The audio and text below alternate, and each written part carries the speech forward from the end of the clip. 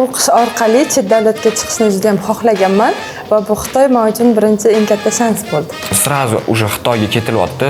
Qanaqa qilib degan fikr o'tdi. To viza olib aeroportga borib samolyotga minguncha ham ishonmadim.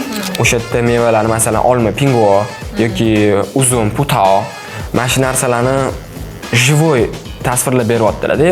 Ma'ruzalari bizani asosan Xitoy madaniyati, tarixi bilan tanishtirdi. Ma'ruza bilan amaliyot bitta joyda.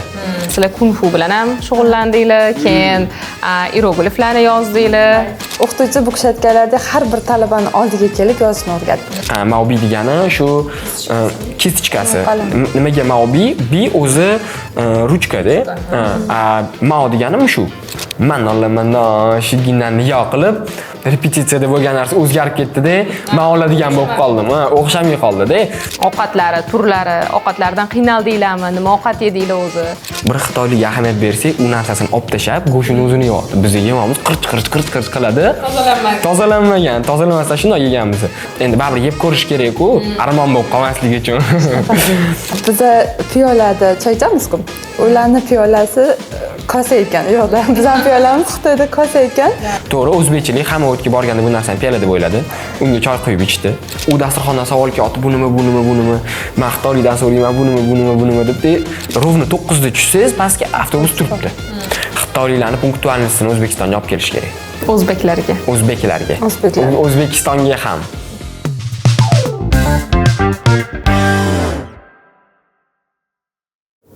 Assalomu alaykum, hurmatli tomoshabinlar. Bugungi podkastimizning mavzusi exchange program, ya'ni qisqa muddatli talaba almashinuvi dasturi haqida bo'ladi.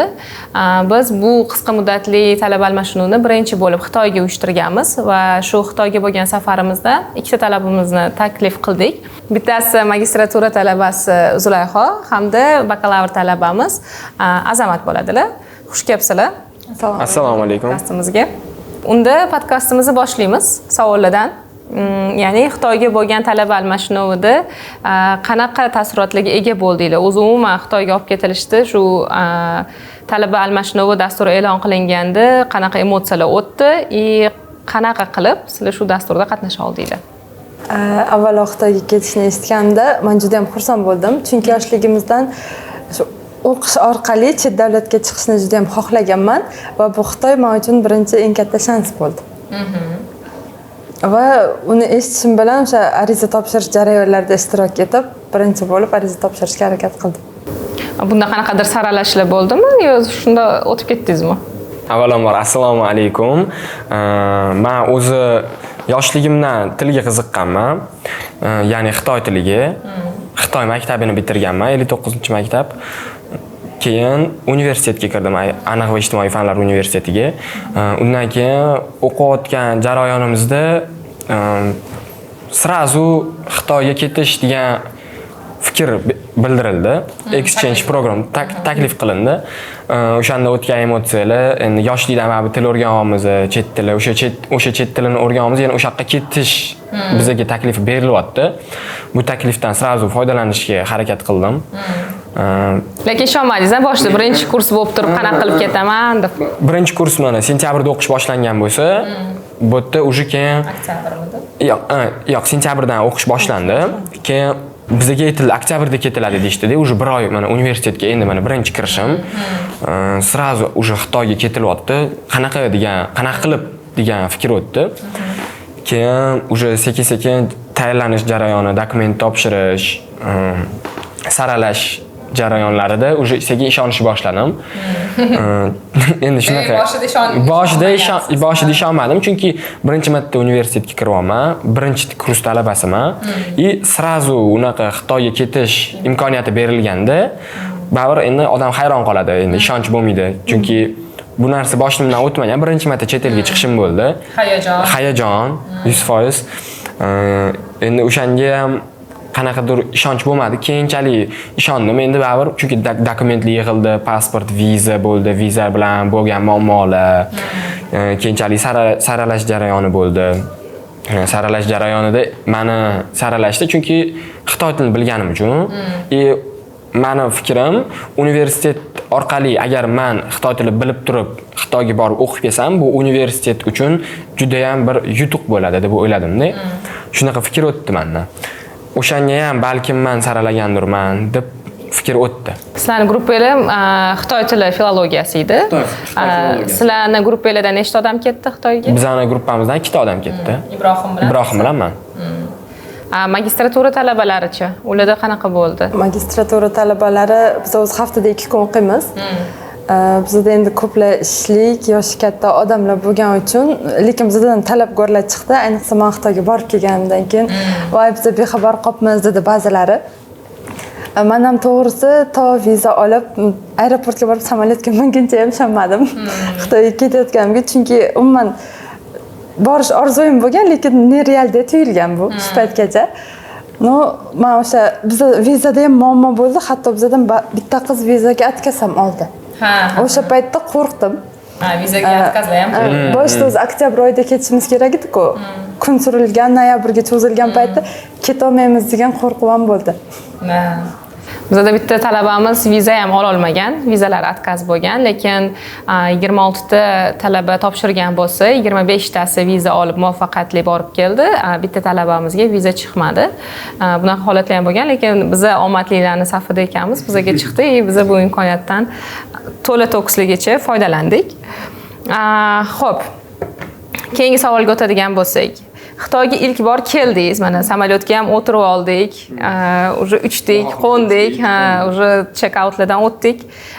Keyingi mana Xitoyga уже qadam qo'yganimizda qanaqa taassurotlar bo'ldi, qanaqa emotsiyalar bo'ldi sizlarda? Menda birinchi Xitoyga borganimizda u yerning tabiati, havosi meni hayron qoldirdi. U yerda biz qish sovuq payti ketdik, u yerda yam-yashillik bor, bahor havosi, yomg'ir va yoqimli havo edi. Eng hayron qolganim juda ham daraxtlar, ekinlar, yam-yashillik juda ko'p. Toshkent, O'zbekistonga nisbatanroq yashillik. Zavod, fabrikalar, qurilishlar, baland binolar ko'p bo'lgan bo'lsa ham o'sha yashillik juda ham saqlanib qolingan. Shu meni hayron qoldirdi to'g'risi. Sizda-chi? Sizda qanaqa emotsiya? Birinchi o'chirib shunday samolyotdan tushgandan keyin havoga ahamiyat berdim. Havo juda ham приятный havo bo'ldi-da. Ya'ni yoqimli havo bo'ldi. Endi nimaga unaqa bo'lganini biz Urumchiga to'xtadik-ku aytgancha. Da, Urumchi ham Xitoy-ku, пересадка bo'ldik-ku. To'xtadik aeroportda. Urumchida sovuq edi, lekin haqiqatan biz qish payti ketganimiz sababli o'tga borsa unaqa sovuq emas. Biz Toshkentdagi aeroportda kurtkalar kiyib bordik, hammamiz qalin kiyinib, o'tga kelsa уже u kurtka kerak emas-da.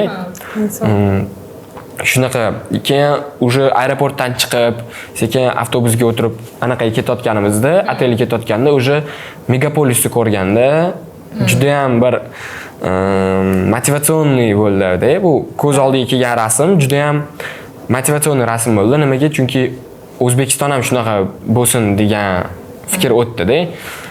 Endi shunaqa bo'lishga harakat qilishyapti. Xudo xohlasa bo'ladi. Yo'llari haqida ham gapirsak. Yo'llari ham haqida gapiradigan bo'lsak, yo'lda ketyapmiz-da mashinada. Mashina ketyapti, mostga chiqib ketyapti-da, yana katta yo'lga chiqib qolyapti. Keyin mostdan tushamiz-da, yana katta yo'lda. Как бы yo'l ustida yana yo'l qurilganda. Mostlar ham etajli, 8-10 etajli mostlar. Shunaqa bo'ldi. Bu ham anaqada, nima desa bo'ladi? Xitoy rivojlangani haqida fikr bildirsa bo'ladi-da. Endi O'zbekiston ham balkim shunaqa bo'lar, xudo xohlasa bo'ladi ham. Bizning hissamiz qo'shilishini harakat qilamiz, xohlaymiz shunga.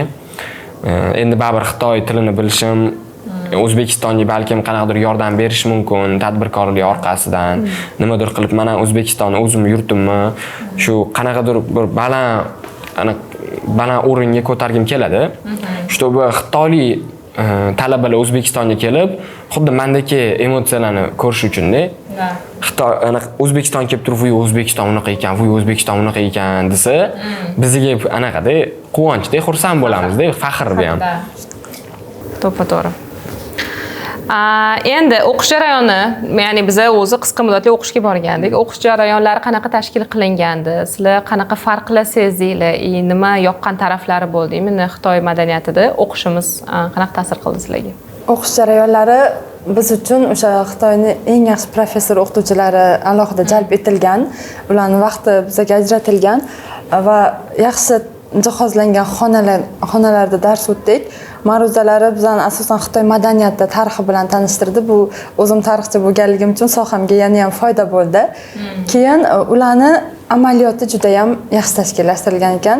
Shu universitetda qanaqa desam, mana bu bizda katta zavod fabrikalarda ishlatiladigan jihozlar o'sha universitetda ham talabalarning amaliyoti uchun ta'minlangan hammasi. Biz o'sha Porsche zavodchasi bor ekan, o'sha universitetning o'zining binosining ichida, u yerda o'sha mashinaga ehtiyot qismlari ishlab chiqaradigan joyga olib borishdi bizani.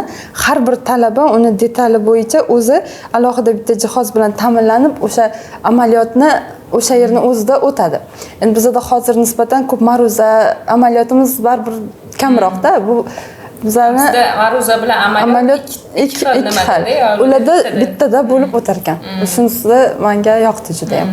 Ya'ni ma'ruzada eshitgan narsasini sirazi qo'llay oladi-da praktikada. Mana shu fikrga men qo'shilaman, chunki bizga bitta juda ham professor o'qituvchi Xitoy tili darsini o'tib berdi. Mevalar haqida o'tdi, savdolashish haqida o'tib berdi, pul birikmalarini o'tib berdi. Keyin magazinga kirganda yoki supermarketga kirganda nima savollar beriladi, qanaqa javob olish kerak bu savollarga, qanaqa bu savolni qabul qilish kerak haqida butunlay ma'lumot berdilar. Amaliyotga to'xtatib o'tadigan bo'lsak, bizga o'qituvchimiz ko'proq meva haqida o'tib berdilar. O'sha yerda mevalarni masalan olma, pingo yoki uzum, putao, mana shu narsalarni живой tasvirlab beryaptilar-da. Qo'llariga olmani ushlab turib, haqiqiy mevalar bilan-da,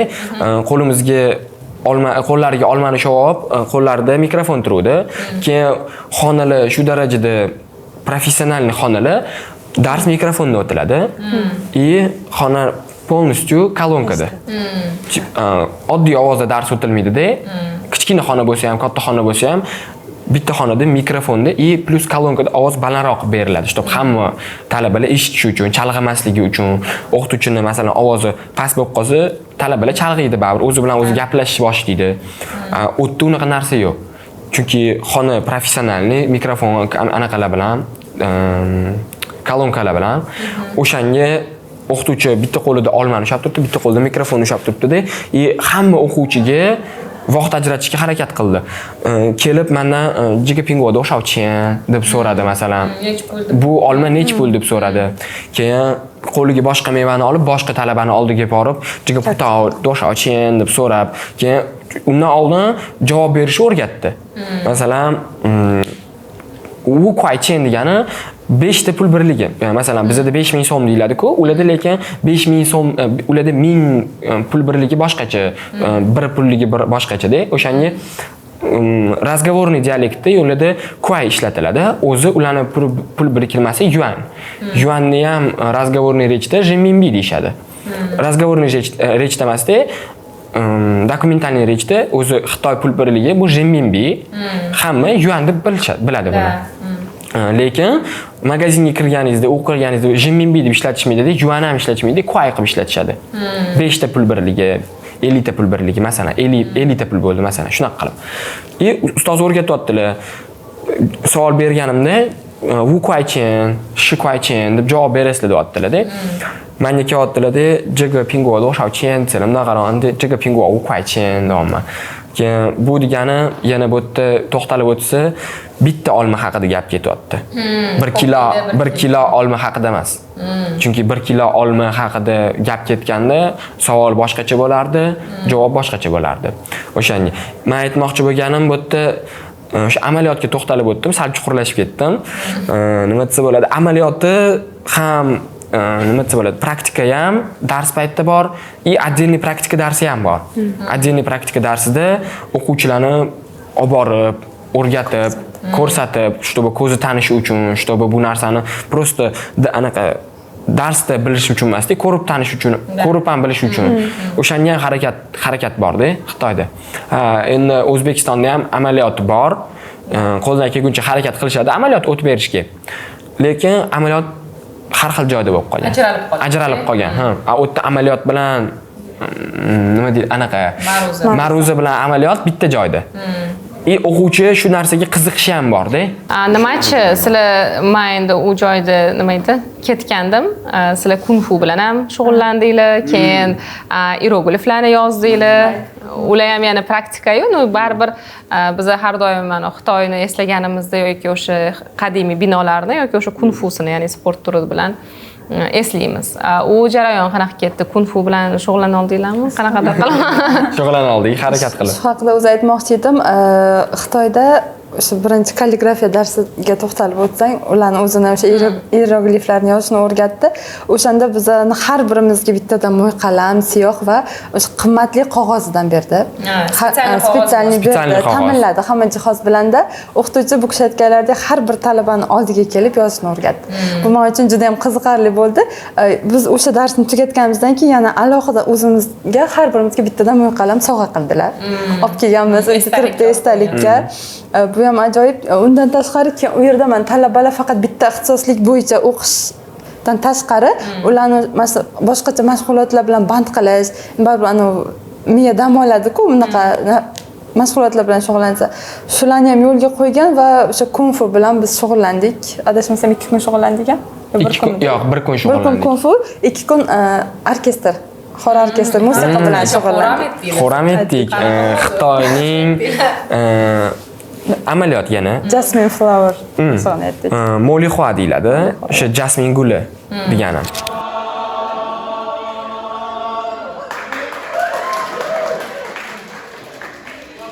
Amaliyotga to'xtalib o'tadigan bo'lsak, yana haqiqatdan birinchi bo'lib bizga kung funi ko'rsatishdan oldin 1 soat o'sha bir pari, ya'ni bizga bu kung fu haqida tushuncha berdi. Biz bu narsani miyamizda o'sha tasvirlab bo'ldik-da, keyin borib amaliyotini qildik. O'sha yerda haqiqatdan o'zini ishini professori, Xitoy jang san'atini yuqori o'ringa chiqqan odami bizga shu narsani o'rgatdi, ko'rsatib berdi hammasini, qanaqa qilishini yo'lini o'rgatdi, oson yo'lini o'rgatdi, qiyin yo'lini o'rgatdi. Keyin biz shu kung fu haqida tushunchaga ega bo'lib turib, qanaqa bu kung funi qilishi, bu sport turi bilan shug'ullanishni bilib turib, borib amaliyotini ko'rib, keyin shug'ullandik. Shunaqa bo'ldi. Keyin yana o'sha kalligrafiya darsiga to'xtalib o'tadigan bo'lsak, birinchi o'chirda bizga Xitoyda oldindan yozuv tartibini o'rgatishdi. Nimada yozishgan, qanaqa qilib yozishgan, tarixi. Qanaqa qilib ularda o'sha Maubi chiqqan. Maubi degani shu kistichkasi. Nimaga Maubi? Bi o'zi ruchkada. Mao degani mushu. Maubi degani o'sha mushuni tukidan tuyilgan yozuv uchun mo'y qalam. Keyin juda ham kuchli vнимание bo'ldi bizga. Har bitta talabaga o'zini gilami, o'zini qog'ozi, o'zini maubisi, o'zini siyohini har bittamizga bitta-bittadan idishchalarga solib berdi. O'qituvchi bitta, talaba 25 ta bo'lsa ham bitta o'qituvchi bitta parani ichida 25 ta talabaga vaqt ajratishga ulgurdi. Yana shuni ta'kidlab o'tishimiz kerakki, bu dasturda hamma narsa o'ylangan, ya'ni hech qaysi talaba yoki professor o'qituvchi zerikishga vaqti yo'q edi. Shunaqangi darslar zo'r tashkillashtirilgan. Ya'ni darslardan keyin aytganlaridek ma'ruzadan keyin sirazi praktikadan keyin agar tushlik vaqti bo'ladigan bo'lsa, tushlikdan so'ng yana qanaqadir turlar tashkil qilingan. Hech qaysi student boshqa narsaga chalg'ishga ham vaqti yo'q edi. Hamma nima deydi, qoniqib keldi-da darslardan. Hammasi yaxshi taassurotlarda keldi. Xo'p, endi hammaga qiziqarli bo'layotgan narsa, chunki Xitoy tilini bilamiz, baribir biz o'zbek oshxonasini patriotmiz, ya'ni yaxshi ko'ramiz. O'zbekistonliklar, ya'ni birinchi marta chiqqan bo'lsangiz, yana ham bu narsa qiziqarli, ya'ni ovqatlanishi. Ovqatlari, turlari, ovqatlardan qiynaldinglarmi? Nima ovqat yedinglar o'zi? Qanaqa kechdi bu jarayonlar? Ovqatlari rostdan bu qiziq mavzu. Menimcha o'g'il bola biroz qiynaldi, lekin menda qiynalish bo'lmadi. Biz ham bu televizor yoki Instagramlardan ko'radigan qurt qumursqali ovqatlar emasdi. Bizga asosan dengiz taomlarini berishdi. Keyin ular ko'pincha mana shu foydali giyoh deymizmi, shunaqa o't-o'lanlar bilan ham oziqlanar ekan. Ularning foydasi haqida aytdi. Har bir olib kelgan ovqatini bu nima deb savol bersak, ovqat nomi, uni foydali jihatlarini aytdi. Menga eng yoqqani ko'pincha krevetka yedim. U yoqda keyin bizga ular Xitoyning o'zini musulmon xalqini nonini ham olib kelib berdi bir kun.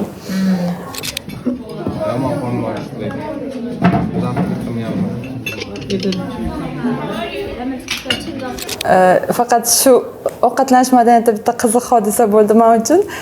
Biza piyolada choy ichamiz-ku. Ularning piyolasi kosa ekan. Yo'qda, bizning piyolamiz Xitoyda kosa ekan. Biz birinchi kun hammamiz borganmiz, choy olib kelgan, keyin одноразовый idish olib kelganda har birimiz oldimizda piyola turibdi. Hammamiz o'sha piyolaga choy qo'yib ichdik, balki o'zbekchilik. Keyin ular bizga qarab qoldi, o'zi biza boshda bilmaymiz, keyin qarasak ular guruch ko'p yeydi-ku. Guruch va shunaqa ovqatlarni o'sha piyolaga solib kosa qilib yedi. O'ziga yetadigan darajada kam-kam yeb uni kosa qilib ishlatdi. Shunda hammamiz bir-birimizga qarab qizlar bilan kulib qoldik-da, bularda bu kosa ekan deb o'shanda men hayron qoldim. Ular ovqatlanish suv solib, choy solib. Choy solib. O'zi biz aytganimizga ular bizga bir qiziqish bilan qaradi, keyin tushuntirdik. Bu bizada piyola, biz shunaqa choy ichamiz desak, tushunarli deb ular ham o'ziga qiziqtirgan o'sha O'zbekiston oshxonasi haqida ham savollar berdi. Biz ham milliy taomlarni so'radik. Keyin baliqdan turli xil milliy taomlar bor ekan. Bizga har kuni o'zini milliy taomlarini olib kelib qo'ydi. Ta'mi juda ham yaxshi. Siz nechta qiynalmadingiz? Sizda-chi, Azamat?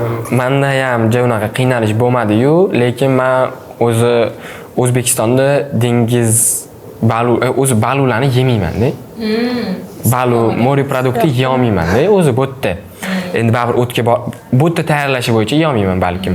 Chunki o'tga borganimda bir ikkita balularni yeyapman. Haqiqatdan endi baribir yeb ko'rish kerak-ku, armon bo'lib qolmasligi uchun. Qachondir keyinchalik masala balkim oxirgi borishimizdir. Xudo asrasin, balkim yana borarmiz. O'shanga endi baribir qolib ketmasin deb yeb ko'raman-da. Yeb ko'rdim, krevetka aytdingiz, yeb ko'rdim. Endi meni vkusim emas. Yeolmadim krevetkasini. Krevetka boshqa qanaqa yedingiz? Aytavering ham. Endi birinchi marta yeyapmiz, bilmaymiz krevetkani qanaqa yeyishni. Shunda ustiga panseri bilan yeganmiz-da, o'zi bir xitoylik ahamiyat bersak, u narsasini olib tashab, go'shtini o'zini yeyapti. Biz yeyapmiz, qirch qiladi. Tozalanmagan, tozalamasdan shunday yeganmiz. Endi nima deymiz, bizani tushunsa bo'ladi. Biz chunki birinchi marta boryapmiz. Bu narsadan tushunchamiz yo'q. Madaniyatga to'qnashuv, ha. Keyinchalik mana yana ahamiyat beriladigan joyi bizga Xitoyliklarning madaniyati shu darajada nima desa bo'ladi, baland turadi. Bizani ham kutib olishi, ham ketqizishi juda ham nima desa bo'ladi. Shu narsaga ahamiyat berilgan. Yuqori darajada ovqatlanishga kelsak ham birinchi bo'lib bizani o'tkazib yuboryapti, yoshimizga ahamiyat bermasdan. Biz kirganimizda, biz hammamiz o'tirganimizdan keyin, o'sha joylashganimizdan keyin ular o'tiryapti o'zligisi. Keyin bizga ovqatlarni olib kirib berishi, bizga ovqatlarni tarelkasiga tayyorlab berishi, chiroyli olib kirib berishlari, mana shu hamma narsa bu ham bir hurmat. Keyin ovqatlarini menga anaqasi, endi alhamdulillah musulmonmiz. Bu narsada bizga qiyinchilik bo'lmadi. Shu narsaga ham xitoyliklar ahamiyat berdi. Musulmonlar yeydigan ovqatni olib kelishdi. Halol ovqatlar, ya'ni balig'ini yemas edim Toshkentda. O'tga borib baliq yeb ko'rdim. Keyin baliq yeyishni o'rgandim o'tda. Balu yedim keyinchalik ko'proq. Xo'p. Hozir ham yeyapsizmi Toshkentda baliq? Yo'q. Yo'q. Xitoykini boshqacha. Xitoyda yeyman. Sizda qanaqa kulgili voqea bo'ldi? Zulayho anaqa nima edi? Kosasini piyola qilib ishlatibdi. Menda bu narsadan tushuncha bor edi. Chunki o'zim ham shu narsaga qiziqardim. Qiziqqanman, bilaman bu narsani. O'zi o'tda ham kosa bor. Kosada ular sho'rva ichishadi. Lekin bizda masalan ovqat asosiy ovqat bo'ladi-ku, keyin yoniga endi anaqa второй блюдо deydi-ku, ularda o'sha второй блюдоsi постоянно guruch. Masalan bizda bu yerda ovqat qilinadi-ku, ular o'sha guruchni, o'sha ovqatni o'sha kosa anaqani ichiga, kosa desa ham bo'ladi, kosaning ichiga o'sha guruchga ustiga основной ovqatini qo'yib, guruch bilan aralashtirib yeydi. Masalan, biz osh yesak, tarelkamizga solib olamizda oshni.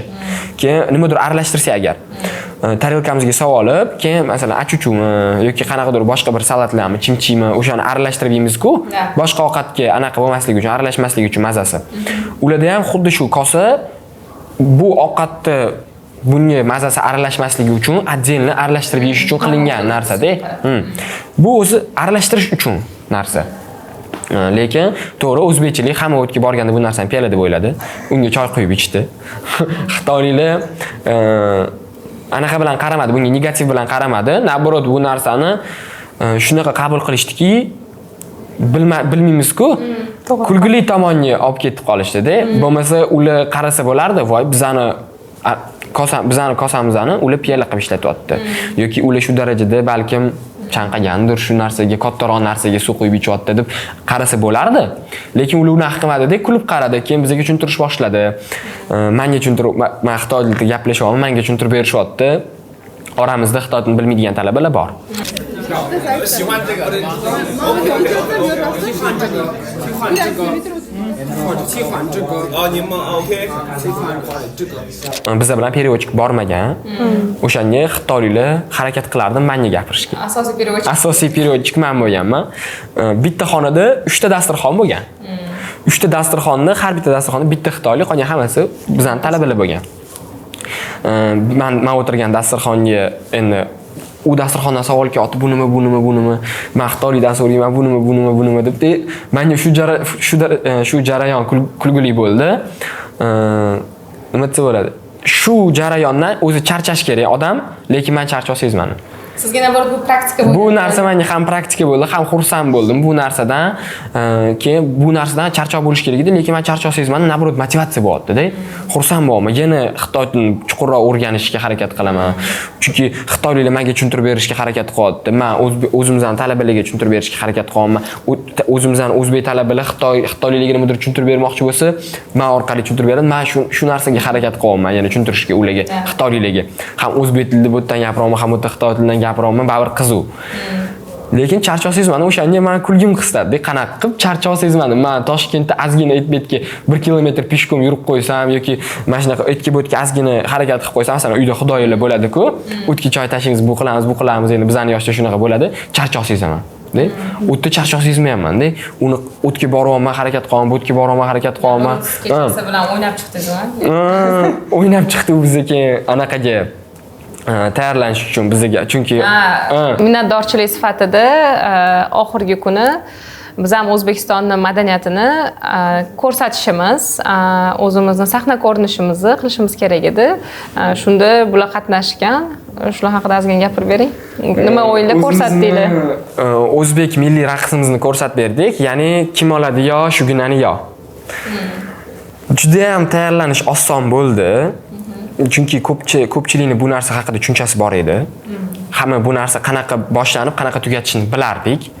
Bu narsaga endi atelni boshga chiqardi. Atelni muzikalarni qo'yib, o'ynab, u atelni bilsanglar agar oyog'i uriladi o'tdi, o'shanga do'pir-do'pir bo'ladi, ozgina atelni toni boshiga chiqardik. To'polon qilishdik atelida.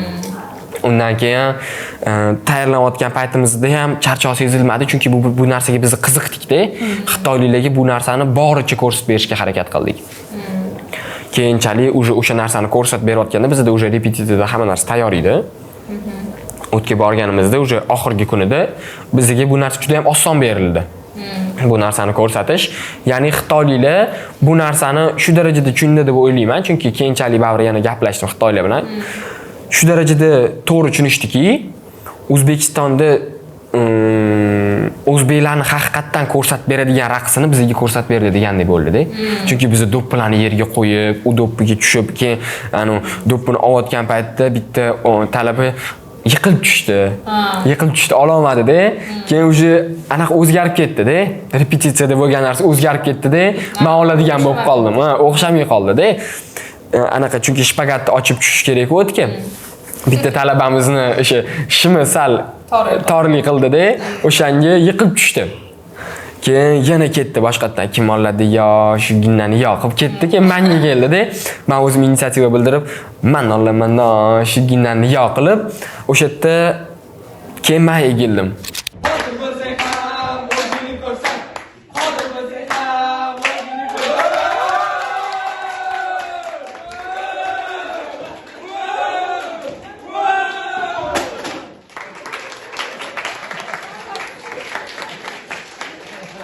Shu klassik kostyum shimimni oldim, boshimni kiydim, keyin o'sha men bilan birga anaqa qilgan, o'sha o'ynagan talabalar meni qo'lga ko'tarishdi, endi xitoylar oldida bu ham baribir uydigan emotsiya bo'lganda ularda ham.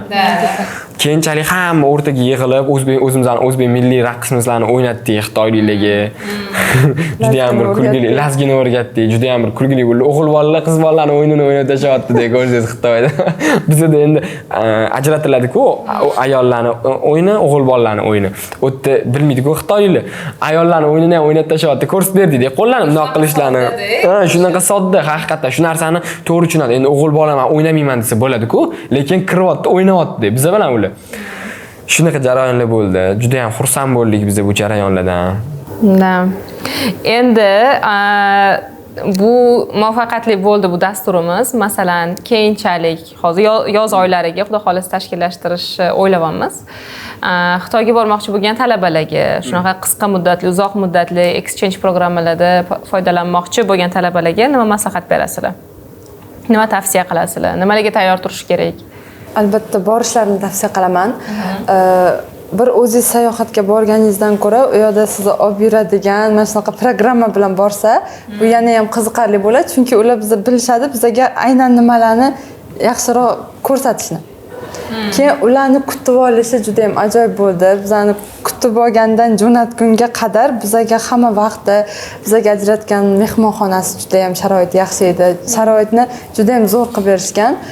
Hatto yakshanba dam olish kunlari endi programmadan tashqari bizning o'zimiz bo'sh vaqtimiz bo'lgan. Shunda ham iltimos qilsak, biz uchun vaqt ajratib keldi.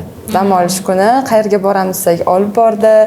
Endi o'zbeklar ko'proq bozorga qiziqadi, bozorlarga ham olib borishdi. U yoqda bozor deyarli o'zimiznikida emas, city mollarda ko'p ekan bozorlar. Ularning bozori shunaqa ekan. Men o'zi Xitoyga gipermarketlar. O'zi Xitoyga ketayotgan paytimiz o'sha samolyotda bitta ayol bilan suhbatlashib ketganimda, sizlar borayotgan shahar, o'zi Xitoylarda bir maqol bor dedi, ikkita shaharni jannatga qiyoslaydi. Sizlar boradigan joy o'sha jannatga qiyoslagan shaharning bittasi dedi. Shaosingni Zijeng shahriga bordik biz. Rostdan ham juda ham rivojlangan, juda ham toza, har tomonlama go'zal shahar ekan. Menga juda ham yoqdi va bundan keyingi programmalarga bormoqchi bo'lganlarga hech ikkilanmasdan borishni tavsiya qilaman. Xo'p. Menda qanaqa emotsiya bo'ldi? Haqiqatan juda ham issiq kutib olishdi bizani. Даже самый мелочевка narsalarga ham ahamiyat berib, o'sha Zulayho aytib o'tganlaridagi yakshanba kuni bizda free day bo'lgan. O'sha ya'ni bo'sh kunimiz. Programmamiz yo'q degan u kunda. Xohlaganimizni qilamiz. Biz bilmaymiz haqqa borishni, nima qilishni. Biz bitta o'sha biz bilan yurgan, bizani aylantirib yurgan, biz bilan sayohatmi? Sayohat. Boshqatdan, okey. O'sha joyni qora qorasizlar. O'sha free day kunimizda biz o'zimiz yurishimiz kerak edi. Hech kimni chaqirmasdan, hech nima qilmasdan, ya'ni o'zimiz xohlagan ishimizni qilishimiz kerak edi. O'sha yerda ham biz Xitoylikga aytamiz, bizani olib yurgan, shu sayohatlarga olib borgan, obedga olib borgan, shu ertalab zavtrakka, keyin undan keyin o'qishga olib kelgan Xitoyliklar, o'sha assistent-da. O'shanga iltimos qilsak, kelyapti, biz uchun yordam beryapti. U joyga olib bordi, bu joyga olib bordi. Zulayho aytib o'tganlaridek, u yerda bizani bozorlarimiz bor, lekin juda ham kam. Bizda masalan ko'p, Chorsu, Ipodrom, Toshkent shahrining o'zida nechta bozor bor. U yerda unaqa emas. U yerda bozorlar bor, bitta bo'lishi mumkin, maksimum ikkita. Lekin u yerda juda ham ko'p o'sha megapolis deb bo'lgani uchun, как бы mol ko'p-da u yerda. O'sha mollarga olib borib, biz bilan birga yurib, yoki bizani molga olib kelib, ya'ni shunaqa joyi bo'ldi, bizani molga olib keldi, o'zi KFCga kirib kutib o'tirdi bizani. Biz polniy molni aylanib bo'lgunimizcha 2 soat berdi. 2 soatda meni vaqtim bor dedi. Borganimizdan keyin 2 soatdan keyin biz уже qaytib ketamiz dedi. Hammamizga taksi chaqirib berib, o'zini telefonidan, chunki bizda Yandex o'tmaydi-ku. Ularning o'zini taksisi bor, Didi degan. O'sha taksilarni chaqirib berib hammamizga bizani olib borib, u qilib, bizani naqd pulimiz bo'lmasa naqd pulini berib, keyin biz uni puli anaqasiga kartasiga pullarni tashib berib, shunaqa qilib bo'lib ketdi. Ya'ni o'sha siz aytganingizdek yana ikkita jannatga qiyoslaydigan shahri bor. Siz sal xato gapirib o'tdingiz boya. Aytdingiz Shaoxin Zhejiangga bordik dedilar. Zhejiang provinsiyasining Shaoxin shahriga bordik biz. Siz buni navrot etdingiz. O'sha juda ham suvga boy shahar. Chunki atrofimizda suvda polniy. Bu otelni bu oynasidan qarasangiz suv. Keyin o'rtog'imizning xonasiga nomeriga borib, u oynasidan qarasa ham suv. Mostlar, juda ham chiroyli qurilgan. Arxitektura na высшем уровне haqiqatan juda ham nima desa bo'ladi? O'ylangan, chiroyli qilingan shu narsa endi ko'zimizning oldiga keladi. Bu narsa qurilishi. Qanaqa qiyin jarayon bo'lgan bu yerda qurilish paytida, qanaqa shu muvaffaqiyatga erishgan bular. Вот, shunaqa juda ham chiroyli narsalar bo'ldi. Xo'p, yana nimani aytib o'tsa bo'ladi bu yerda? Endi bu Xitoy haqidagi programmadan tashqari universitetimiz tomonidan boshqa chet davlatlarga ham programmalar uyushtiriladi. Ya'ni dasturlar, qisqa muddatli, uzoq muddatli exchange programmalar. Masalan, yaqinda Malayziyaga bo'ldi, keyinchalik Turkiyaga, yana boshqa davlatlarga rejalashtirilmoqda. Bularda qatnashgan bo'larmidinglar? Albatta. Xudo xohlasa qatnashgan bo'lardik. Boshqalarga ham Tavsiya qilamiz nima sababdan? Birinchidan dunyoqarash o'zgaradi. Ikkinchidan bu bizning yoshimizda, endi men o'zim yoshimdan kelib chiqaman, bakalavriat talabasiman, birinchi kursda. O'zimning yoshim bo'lgani uchun 19 yoshimda chetga chiqib kelish bu ham yangi sel bo'ladi. Masalan, selni oshadi. O'zimga qo'ygan maqsadlarim ko'payadi. Maqsadlar emas, maqsadlar ko'payadi. Ikkinchidan, birinchidan dunyoqarash o'zgaradi. Ikkinchidan maqsadlar ko'payadi. Uchinchidan intilish bo'ladi. To'rtinchidan motivatsiya bo'ladi. Yana boraman bu yerga. Balkim bu yerga bormasam, men yana boshqa tilni o'rganib, boshqa shaharga boraman. Chunki O'zbekistonni ko'rib, hadeb O'zbekiston bu o'rgangandan keyin chetga chiqsa, vau degan emotsiya bo'ladi-da. Bu borish o'sha vau emotsiyaga stoyitda. Chunki bu narsa juda ham bir haqiqiy tramplin bo'ladi bizning yoshimizda. Shunaqa har bitta yosh borib kelgandan keyin shu qaysidir yaxshi elementini o'sha davlatni O'zbekistonga tatbiq qilishni xohlaydi. Ya'ni O'zbekistonimizda ham mana shunaqa o'quv dasturimi yoki madaniyatni shakllantirishmi yoki umuman kichkina nima deydi narsalarni aytadigan bo'lsak, ovqatlanish madaniyatidan tortib gapirish madaniyatigacha nimadir o'zingizga singdirib olib kelasiz. Agar u inson yon atrofiga ta'sir o'tkaza oladigan inson bo'lsa, ularni ham o'sha rivojlanishga chorlaydi. Ya'ni O'zbekistonda ham shunaqa bo'lsin, bo'lishiga hissa qo'shishga talabkor bo'ladi-da. Shu bizning asosiy maqsadimiz. Ya'ni talabalar borganda yaxshi emotsiyalar bilan kelib turib, boshqa talabalarga o'rnak bo'lishi, shu narsalarni boshqa talabalarga ham yetkazilishi. Bu imkoniyatdan maksimalni 100% foydalanish kerak va keyinchalik bo'ladigan dasturlarda ham faol ishtirok etishingizni so'rab qolamiz. Rahmat kattakon. Bu joyda men endi ozgina yana qo'shilib o'tib ketaman. Uzr, gapingiz bo'ldim. Xitoyga borib keldik, chet el ko'rib keldik. O'zimizning universitetimizga kelib, baribir oshna og'ayniga aytib berish bor, o'qilish bor. Bu yerda ham Xitoyga borganimiz uchun Xitoy tili.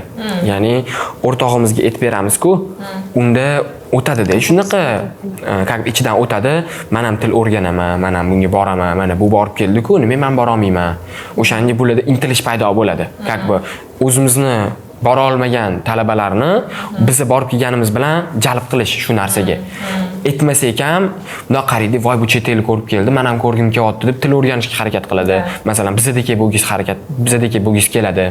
O'shanga shunaqa joyi ham bor. Siz aytganingizdek, nimadir olib kelish kerak, baribir o'tdan.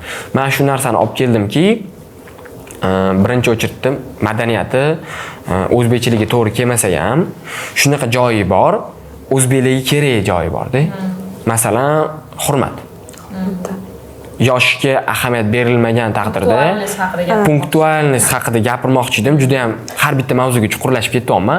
Punktualnostga to'xtatib o'tiladigan bo'lsak, o'zbeklarga juda ham kerak narsa. Eng kerak. Bu ya'ni kech qolmaslik, har bir joyga vaqt soatida borish.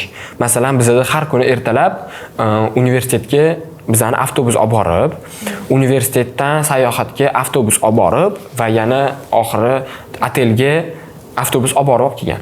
Ertalab 9 da kelish kerak bo'lgan avtobus. Soat 8:58 da oyingizdan qarasangiz avtobus yo'q.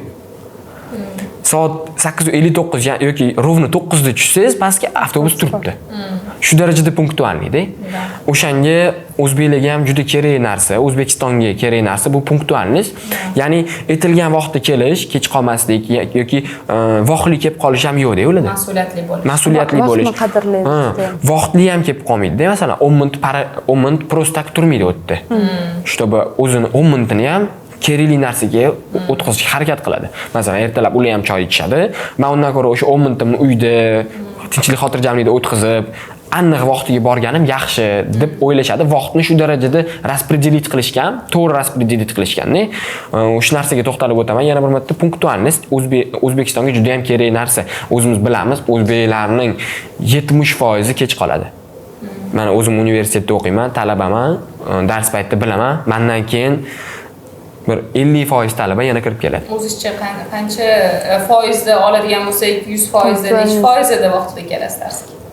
90% kelishga harakat qilaman. Chunki o'zimda ham kech qolishli bo'ladi. Bu odamzod hammamizda bo'ladi bu narsa. Bu narsa kechirimli narsa. Bu hammasi kechirimli, chunki bizani ham to'g'ri tushunish kerak. Bizga ham o'qituvchilarni kech qoladigan bo'lsa to'g'ri tushunishimiz kerak.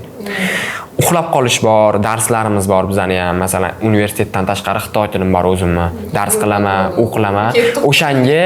O'shanga kech qolsam, sababli kech qolaman. Ana budilnik chalsa uxlab qolsam, masalan, mayli keyingi paraga boraman. Unaqa narsa bo'lmaydi. Kech qolsam ham maksimum 5 minut, 10 minut. Lekin bu narsani ham yo'qotish kerak. 9 da boshlansa 9 da kelish kerak, 8:30 da boshlansa 8:30 da kelish kerak. Xitoyliklarni punktualnostini O'zbekistonga olib kelish kerak. O'zbeklarga. O'zbekistonga ham. Chunki O'zbekiston ko'p millatli davlat. Bu o'sha birovni vaqtini ham qadrlash, o'ziga nisbatan ham hurmat, o'zini ham vaqtini qadrlaydi, behudaga o'tkazmaydi. Juda ham kerakli narsa. Avvalambor o'ziga hurmat, keyinchalik birovga hurmat. Na. Bizaniki pashtashtirish bo'ldi, nima qilay, yakunlaymi? Attaki men unaqa gapirmaganman-da, hech qachon boru. Shu bilan bizani podkastimiz o'z nihoyasiga yetdi. Tashrif buyurganingiz uchun, qizg'in suhbat uchun, ya'ni chunki bu dastur noyabr oyida bo'lgan bo'lsa, hozir mart oyida yana shu jarayonga qaytdik, yana shu emotsiya, yana shu xotiralar qaytalandi. Bu uchun sizlarga ham rahmat. Sog' bo'linglar. Keyingi shunaqa dasturlarimizda albatta sizlarni kutib qolamiz. Sizga ham katta sog' bo'linglar, salomat bo'linglar. Deb turishimiz kerakmi hozir? Payti.